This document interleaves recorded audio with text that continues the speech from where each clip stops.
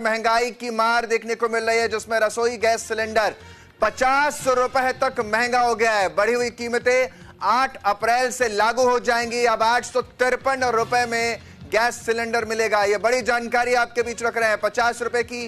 बड़ी वृद्धि की गई है, जो कीमतें 8 अप्रैल से लागू होंगी, यानी ठीक 2 दिन बाद, या यूं कह लें 1 दिन बाद से जो लोग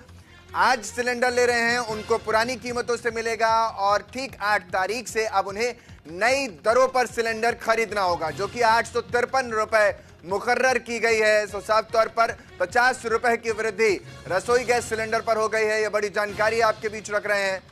और देखा जाए तो पिछले साल के मुकाबले इस साल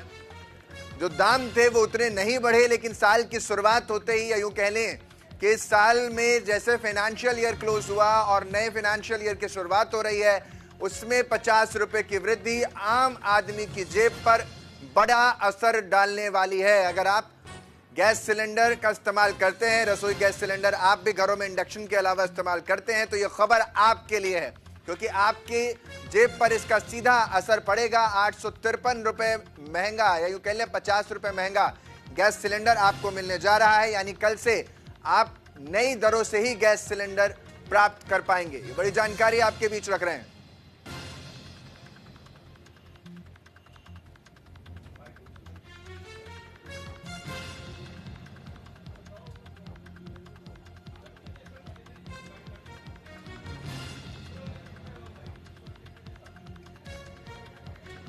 इसी पर ज्यादा जानकारी के साथ मेरे संपादक हमारे साथ न्यूज रूम से जुड़ रहे हैं, ओम प्रकाश जी। सर, सबसे पहले तो ये बड़ी खबर इसलिए भी है क्योंकि 50 रुपए की सीधी वृद्धि जो हुई है, अब तक अगर मैं देखूं तो 2 साल के दायरे में पहली बार ऐसी वृद्धि देखने को मिली है। और ये कहीं ना कहीं आम जनता के ऊपर सीधे तौर पर प्रहार है। इलेक्शन खत्म हो गए, इसलिए ये मानकर चले कि वृद्धि देखने को मिल रही है। देखिए, आज जब प्रेस ब्रीफिंग हो रही थी तो हरदीप पुरी ने जो अंतर्राष्ट्रीय पेट्रोलियम प्राइसेस है उसका जिक्र करते हुए और जो इनपुट कॉस्ट है पेट्रोलियम प्रोडक्ट के उत्पादन में, उन सब का हवाला देते हुए न सिर्फ गैस सिलेंडर पर दाम बढ़ाने की घोषणा की, बल्कि सरकार ने एक्साइज ड्यूटी भी बढ़ाया है। तो उन सबको क्लैरिफिकेशन करके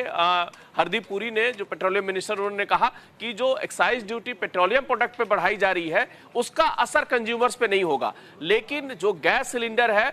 निश्चित तौर पे आज आधी रात से 8 अप्रैल से वो नई दरें लागू हो जाएंगी और जो घरेलू सिलेंडर है वो 50 रुपये महंगा हो जाएगा। उसी तरह से उज्ज्वला के जो सिलेंडर है वो भी महंगे होंगे। दोनों की कीमतों में 50-50 रुपये का इजाफा कर दिया। दोनों के दामों में 300 रुपये का अंतर है। उज्ज्वला के जो सिलेंडर है, जो बीपीएल कार्ड धारकों को और जो गरीबों को मुफ्त में दिया जाता है, उनकी कीमत जो है वो 300 रुपये कम है। वो 553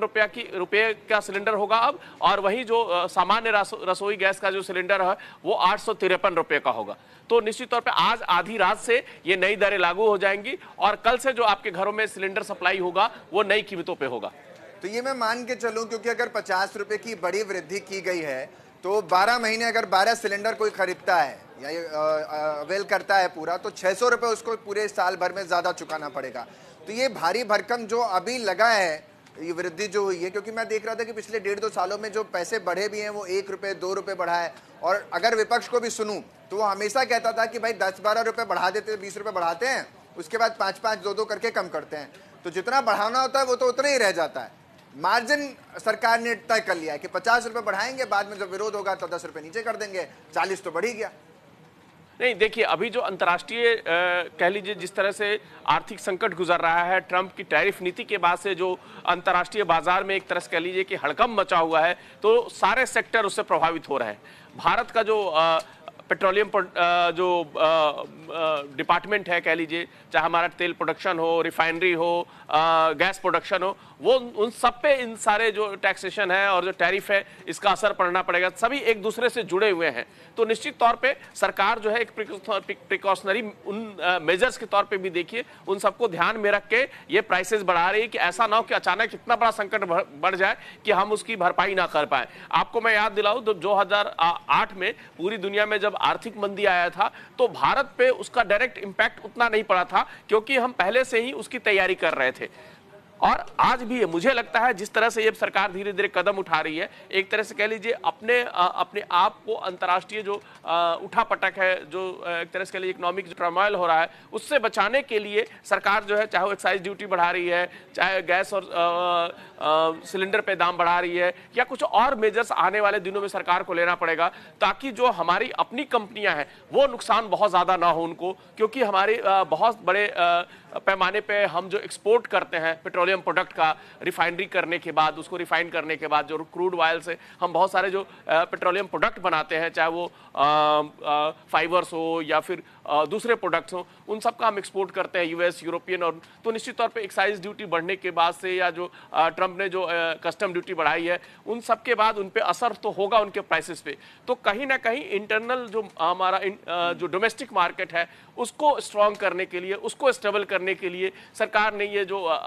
प्राइसिंग जो है वो उस पर बढ़ा रही है, उस पर टैक्सेशन कर रही है, ताकि हमारा डोमेस्टिक मार्केट जो है बहुत ज्यादा उसको असर ना पड़े। आपने ट्रंप का जिक्र किया, ट्रंप का टैरिफ को लेकर के कल मैंने देखा कि वहां कितनी बड़ी रैली होती है, अलग अलग जगहों पे पूरे अमेरिका में बड़ी रैली देखने को मिली। ट्रंप का भी विरोध हो रहा है, एलन मस्क का भी विरोध हो रहा है, उनकी टैरिफ नीति का भी विरोध हो रहा है, अलग अलग जो घरेलू उनकी चीजें उनका भी विरोध हो रहा है। लेकिन इन सब के बीच जब आप भी कह रहे हैं कि 50 रुपए की सीधी वृद्धि हुई है, तो अब जो विपक्ष लगातार संसद में कहता था कि चाय पकौड़ी तो खा रहे हैं, लेकिन इन सब का खामियाजा तो देश को भुगतना पड़ेगा, क्योंकि अगर प्रधानमंत्री गए और विदेश यात्रा भी की, अमेरिका भी पहुंचे, तो वहां पर क्या इस चीज को सेटल नहीं किया गया? क्योंकि अभी तो पेट्रोल डीजल का ही दाम बढ़ा है,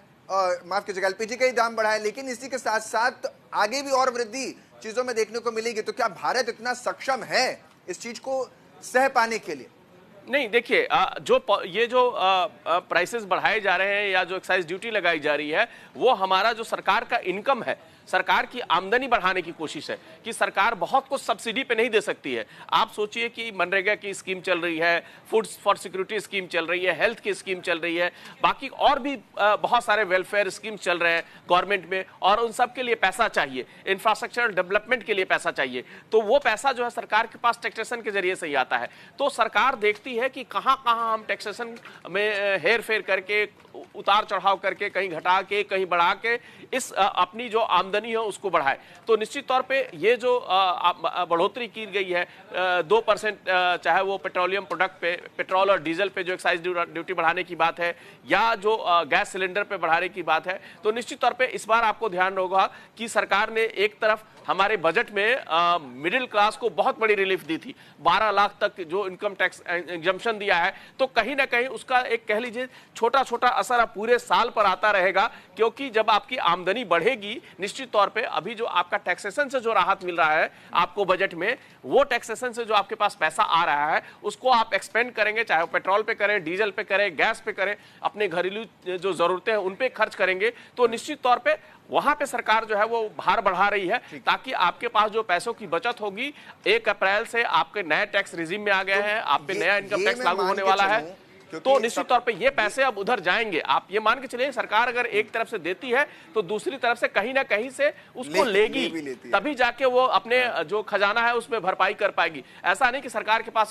कोई ऐसा खजाना है जो, निश्चित तौर पे वो जनता से ही वो पैसे कलेक्ट करेगी, उस खजाने को भरेगी और फिर वो वेलफेयर स्कीम पे पैसे खर्च करेगी। अब वेलफेयर स्कीम की आप बात कर रहे हैं, मुझे अभी भी याद है कि सरकार ने कहा था कि एक्साइज ड्यूटी जो है वो हमारे कंट्रोल में तो होती है, लेकिन हम अंतर्राष्ट्रीय बाजार को देख करके उसको बढ़ाते घटाते हैं। मुझे वो भी याद है कि जब क्रूड ऑयल को लेकर के 2022-23 में अंतर्राष्ट्रीय मार्केट में पैसा बहुत कम था, बहुत निम्न था, तब भी भारत सरकार ने, या यूं कहने के आरोप ये लगते रहे कि ज्यादा फ्लक्चुएशन की नहीं गई, तो सरकार ने वहां पर भी तो मोटा धन इन बड़ी कंपनियों को, तेल कंपनियों को पहुंचाया ही था, क्योंकि एक्साइज में कमी उन लोगों ने सरकार की तरफ से की नहीं गई, तो इसीलिए अंतर्राष्ट्रीय मार्केट में जो दाम रहा उसके अकॉर्डिंगली भारत में दाम को स्थिरता रखी गई। 80-90 रुपए में ही लोगों ने पेट्रोल 1 लीटर भरवाया है, तो वहां तो वैसे भी उनकी जेब भरी हुई है। तो मुझे नहीं लगता कि इतनी ज्यादा खाली ये कंपनियां हुई हैं। नहीं, देखिए, चाहे कोरोना का टाइम रहो, आप 2019-20 से ही ले लीजिए, पेट्रोलियम जो क्रूड ऑयल है उसके प्राइसेस गिर रहे हैं, या कहिए 60 से 70-75 के बीच में स्टेबल रहे हैं। लेकिन सरकार के पास क्या है कि सरकार ने कभी भी एक्साइज ड्यूटी में कटौती इसलिए नहीं की कि उसका खजाना खाली हो जाएगा। बीच बीच में जरूर कुछ मेजर स्टेप्स लिए गए थे ताकि प्राइसेस कम हो। इवन जो पेट्रोलियम कंपनियां हैं उनके मार्जिन को घटाया गया, डीलर्स के मार्जिन को घटाया गया, ताकि कंज्यूमर पे डायरेक्ट असर ना पड़े। लेकिन अभी जो देखिए, एक पेट्रोलियम क्रूड ऑयल जो आता है उस पे सबसे पहले कस्टम ड्यूटी लगती है इंपोर्ट होने का, फिर उसके बाद एक्साइज ड्यूटी है, स्पेशल एक्साइज ड्यूटी है, फिर उसके बाद आपको जो हम सेस 2-3 तरह के सेस लग रहे हैं। जो एग्रीकल्चर पे सरकार जो सब्सिडी दे रही है वो सेस लग रही है, फिर बाकी दूसरे मदों में जो सरकार सब्सिडी दे रही है वो भी सेस के जरिए ले रही है। तो करीब करीब अगर आज पेट्रोल की कीमत 100 रुपए मान लीजिए, तो करीब करीब 50 रुपए टैक्सेशन में हमारा जाता है, चाहे वो स्टेट गवर्नमेंट का हो, एक्साइज हो, कस्टम हो, या फिर जो सेंट्रल गवर्नमेंट के टैक्सेस है। तो ये टैक्स का पैसा ही जो सरकार के पास जाता है और सरकार उनसे जो बाकी जो काम है, अपने कामकाज जो है वो करती है। एक छोटा सा सवाल, उसके बाद फिर क्या कुछ हरदीप पुरी ने कहा वो भी सुनवाऊंगा दर्शकों को। एक छोटा सा सवाल ये कि अगर स्टेट जीएसटी भी लगाया जाता है, सेंट्रल जीएसटी भी लगाया जाता है, अगर यहाँ पर सरकार थोड़ी राहत दे दे तो मुझे लगता है कि पेट्रोल डीजल के दाम में थोड़ी सी कमी आ सकती है, अगर वो इस चीज को स्लैब में ले आए तो। देखिए, पेट्रोल और डीजल पे सरकार इसलिए दाम नहीं कम कर पाती है, अगर किसानों की बात छोड़ दें तो बाकी सब पेट्रोल और डीजल जो है या तो मिडिल क्लास या ट्रांसपोर्टेशन में यूज होता है। तो इसलिए सरकार को ये लगता है कि यहाँ पे बढ़ाते हैं या घटाते हैं, यहाँ पे अगर हम पेट्रोल डीजल के प्राइसेस या तो स्टेबल रखते हैं या थोड़ा बहुत बढ़ोतरी करते हैं तो उसका